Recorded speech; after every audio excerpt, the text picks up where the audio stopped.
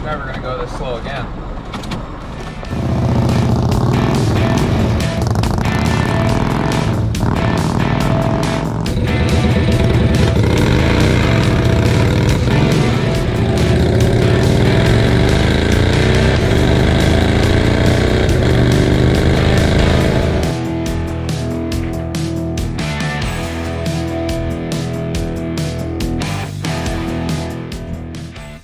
I got a Harley Davidson golf cart.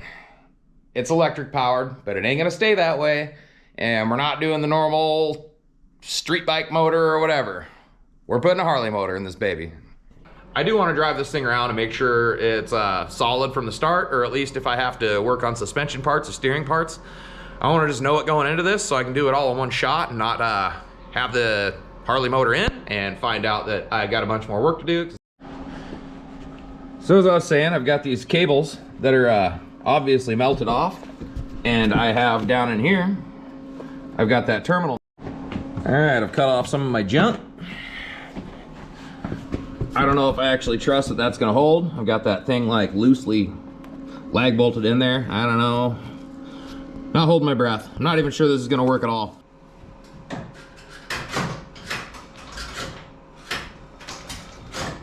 Hey. It runs.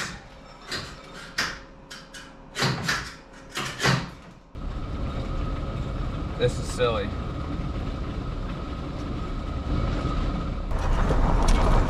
Well, it kicked up to high. It's way better than it was.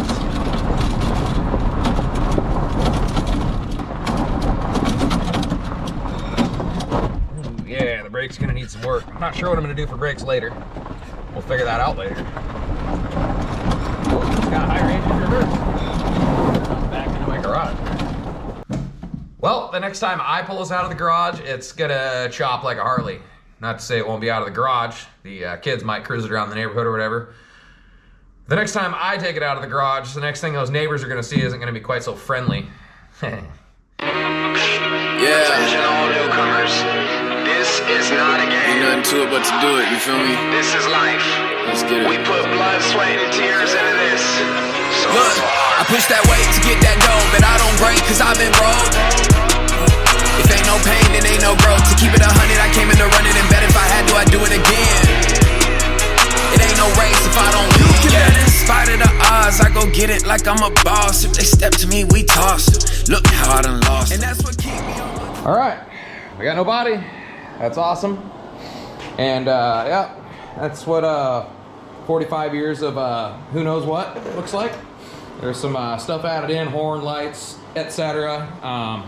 Well, it's a big tray here. I can already see here that major frame modifications are gonna happen because this thing has these big battery trays.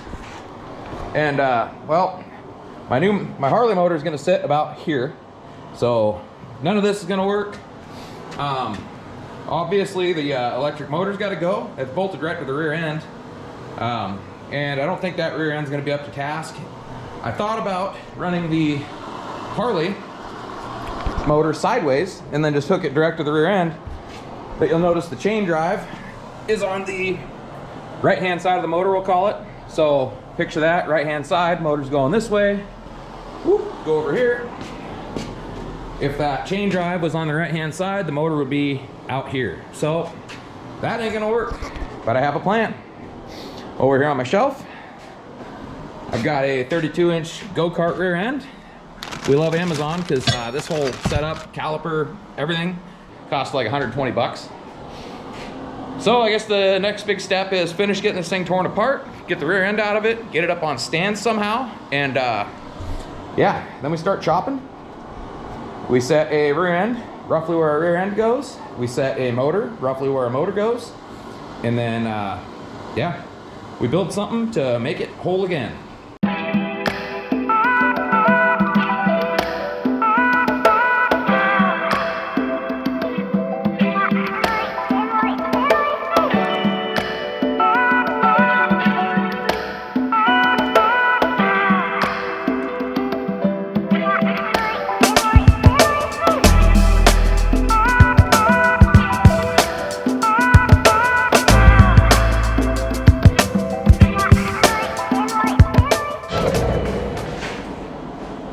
Well, here's where I'm gonna stop for a minute. I know this center tube is gonna come out here, or at least not be right there. I'm hoping I can do some kind of up and over right here and kind of maintain that whole bracketry in the back. Well, obviously couldn't get this thing running. I don't know. The more I talk to people, they say a 88 Harley's like a small block Chevy. Anybody can figure it out. So I'm just gonna quit wasting effort on trying to make this thing run at this point. It might be easier to just start from scratch. I've seen in my searches for wiring diagrams and whatever that I can just buy a whole new harness online, maybe a stripped down version or maybe a better version. I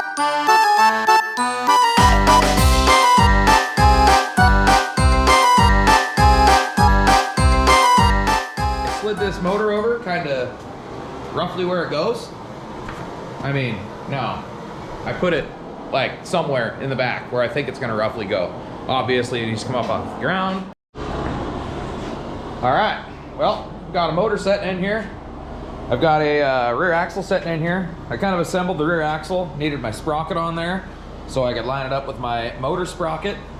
I got my motor leveled up and I've got it in line, pretty well in line. It looks like I have to turn the motor a little bit the back towards the passenger side, but it's all close enough. And I'm seeing that I have tons of clearance. Seat height wise, I think I'm gonna have to end up raising the seats up a little higher than stock, but I kind of already knew that based on basic measurements. So yeah, took my straight edge here and we're, I don't know, you can see on the back of this the rear axle sprocket, I don't know, I'm slightly out of alignment. Honestly, it would probably be just fine. So yeah, it all worked out. I didn't have to cut out my center tube. I get to leave that, that's huge. I really didn't want to have to cut that out and do like a C-Nox like I was talking about earlier in the video. But yeah, got it setting on 2x4s, which is about 3.5 inches of clearance, which is just fine with me. I'll probably put some kind of skid plate under there so I don't accidentally screw up my motor, because I don't want to have to buy another Sportster, even though they're not that much money. I don't want to buy another bike just because I did something stupid in this. I've got a few of the factory motor mounts on. I've got this rear motor mount on here. Then I have the mount on the head up here. I have that bolted on. So that's where we begin.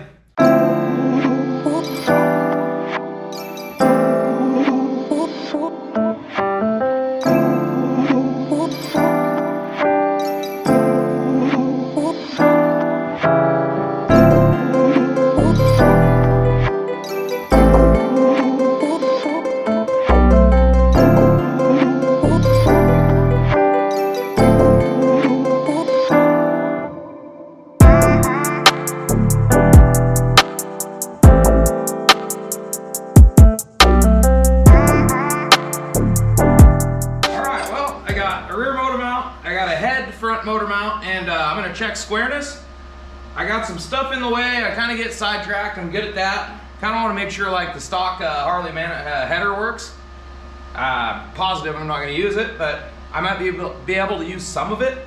So I'm going to check squareness here. If I like squareness and how the motor's located, I'm going to put a little weld on both these motor mounts so I can get rid of my blocking underneath, and then we can you know, check clearances and get on to building lower motor mounts, and yeah, onward and upward. All right, so I've sat here and looked and looked and looked, and well, I think I got a solution for my rear suspension. I need something here in the middle to mount some motors off of, and I need something to mount my, I'm gonna do like a trailing arm style rear suspension, which is pretty much exactly what this thing had from the factory.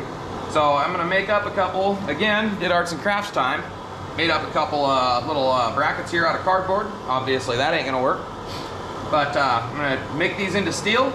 I'm gonna do heim joint here, heim joint over here. It'll be a little bit tight on the chain drive side, but it will fit. So anyways, yeah, I'm gonna do a little trailing arm that goes back. We're gonna go underneath these unit bearings. Underneath these unit bearings here, I need to make some kind of pretty big pad there, because right off the back of this unit bearing, I also on Amazon just ordered some kind of ATV shocks or whatever. Some like 12-inch long, you know, fancy looking shocks. Well, obviously couldn't get this thing running. I don't know. more I talk to people, they say a 88 Harley's like a small block Chevy. Anybody can figure it out. So I'm just gonna quit wasting effort on trying to make this thing run at this point. It might be easier to just start from scratch. I've seen in my searches for wiring diagrams and whatever that I can just buy a whole new harness online, maybe a stripped down version or maybe a better version.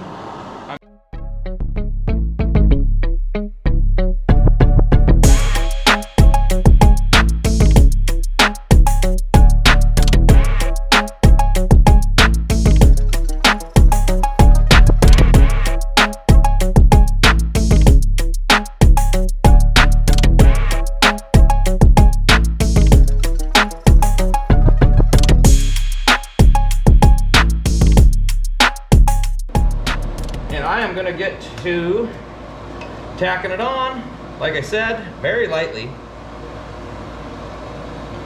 Right about there. Oop. So I got one tack there. Now let's make sure we're still happy with how level it is. I'm right between the bubbles. And then, all right, so I've sat here and looked and looked and looked, and well, I think I got a solution for my rear suspension.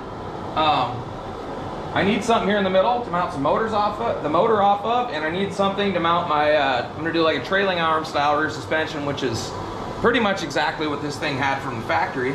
So I'm gonna make up a couple, again, did arts and crafts time, made up a couple little brackets here out of cardboard. Obviously that ain't gonna work, but I'm gonna make these into steel. I'm gonna do heim joint here, heim joint over here. It'll be a little bit tight on the chain drive side, but it will fit. So anyways, yeah, I'm gonna do a little trailing arm that goes back. We're gonna go underneath these unit bearings. Underneath these unit bearings here, I need to make some kind of pretty big pad there, because right off the back of this unit bearing, I also on Amazon just ordered some kind of ATV shocks or whatever. Some like 12-inch long, you know, fancy looking shocks for like a whopping $65. So like I was saying, I got to do a lot of things with the axle mount back here for this trailing arm. I have to mount the axle for starters. I have to mount my shock off of here somehow. And also I have to tie in for my trailing arm, and I have to do a caliper bracket. So I chose to use this, it's just like 1x2, 3/16 square tubing, rectangle tubing, whatever you want to call it. I'm gonna put it on here, I'm gonna mark my holes. I'm gonna drill my 3/8 bolt holes here. I'll drill something bigger than a 9/16 socket on the backside so I can tighten it. And yeah, so gotta start somewhere.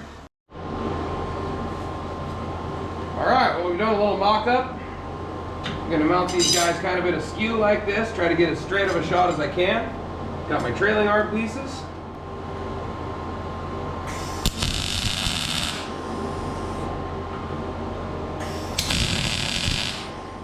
So again, this is a little bit of a mock-up, but it's kind of hard to see from the angle you're at. But I got this dog leg over. I'm getting around the front side of my sprocket. If I go to a larger sprocket, I will still have plenty of room. Yep, love it. So, tack on there, boom. Pretty much sitting like I want. Like that. All right, well, there we go. So up here on the chassis end of things, I kind of trimmed that tab on the backside. I don't know how well you can see that, but well, that thing's bolted up. And then down here on the axle side of things. So actually, I think it's all gonna work out and everything's gonna fit under this rear cross member, which is also my body mount.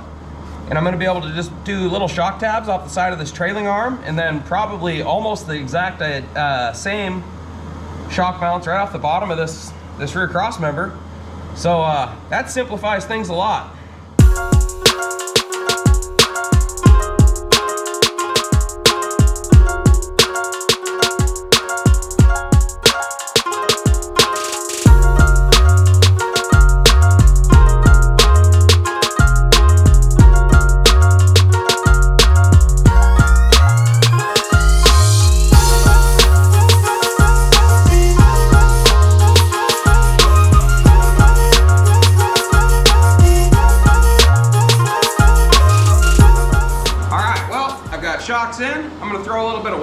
thing so I can pull my jack out, maybe give it a little bounce test, or, you know, just kind of see how things look.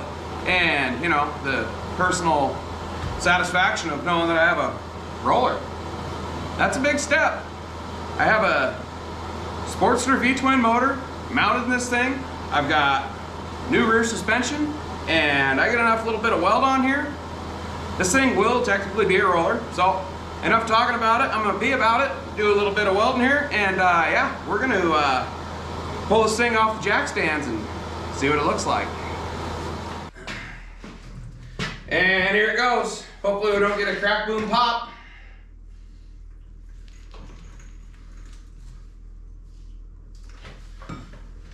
Well, it's pretty anticlimactic, but hey, it's sitting on the ground, it's on its own weight. Well, I have the motor mounted, I have the rear suspension done. At this point, I think I want to put the body on and kind of see what we're working with. I know that the body is going to have to sit a little higher than what it did sit, but let's just take a look. Plus, I want to see what this thing's going to look like.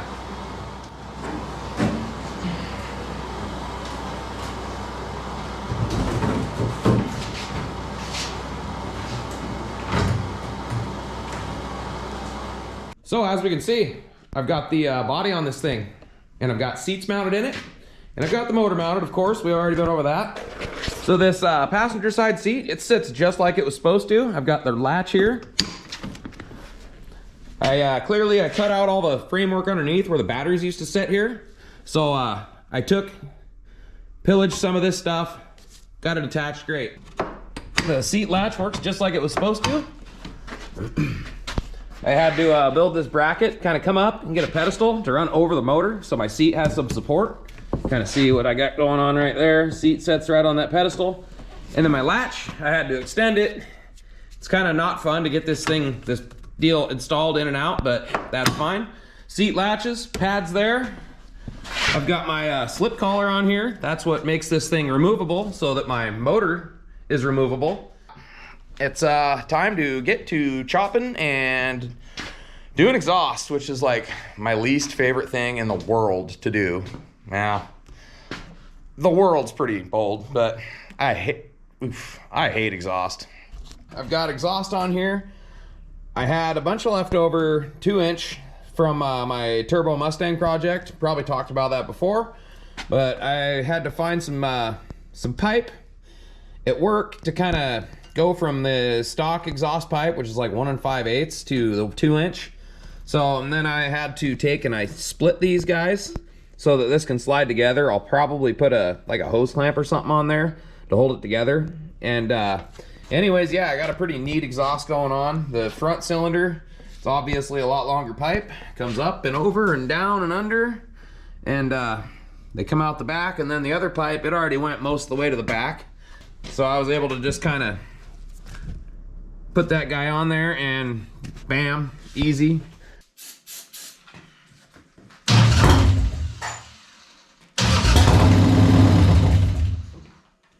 Oh, it runs.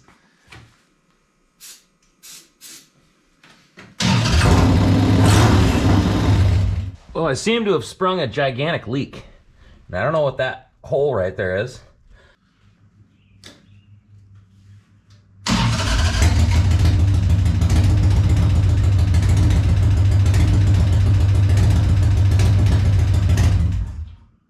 Well, as you can see there, this thing's a runner. But it's not quite time to take it off the jack stands yet, because it runs, but we don't have a way to start or shift gears. By the way, I had some t-shirts made.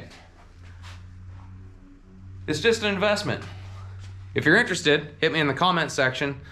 I haven't started a website yet for these things, but I can ship them. So anyways, let me know if you like what you see here. Well, we're right on the 1 yard line here, and well, I made my shifter up, which I'm was pretty proud of. I mean, it looks pretty neat. I used the automatic shifter training cable like I said I would. Got a cool little bracket down here, drops down, bolts right into the stock shifter. But I made one, well, in hindsight, pretty obvious miscalculation.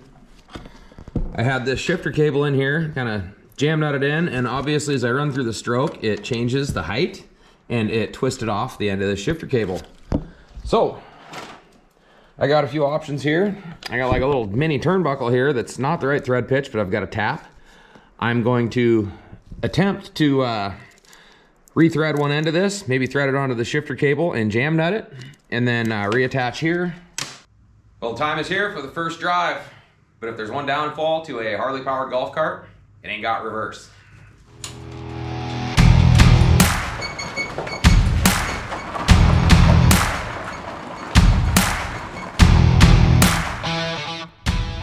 I haven't checked if the clutch actually works either. It feels like it works. We're all gonna find out right now. After I turn the gas on.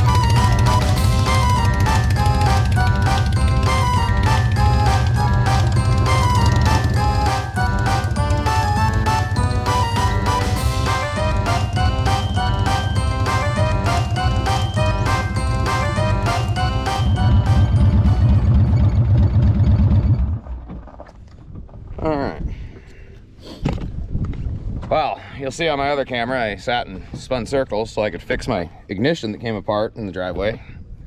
And the brakes don't work, but it's pretty rowdy.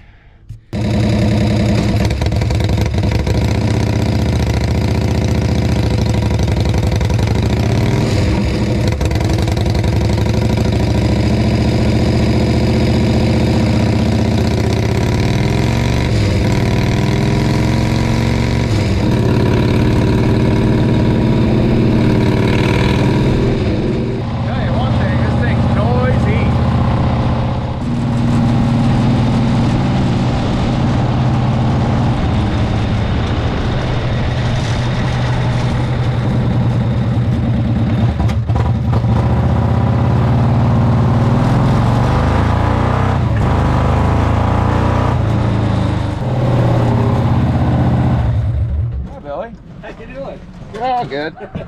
So what did you do?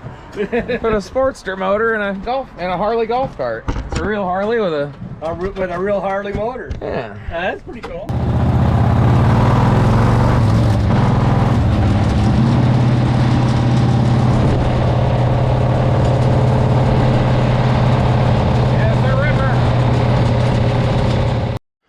All right, I've got the top bolted on.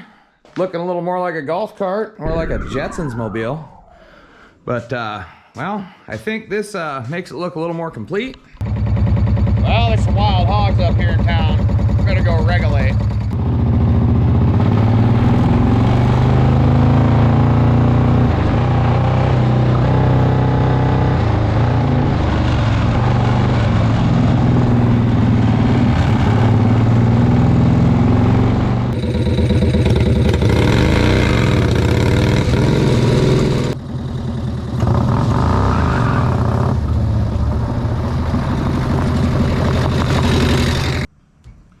Well, that's it for today. Let's hear in the comments. What do you want to see me do with this thing next? I got this Harley powered hot rod and no place to go. Thanks for watching. Don't forget,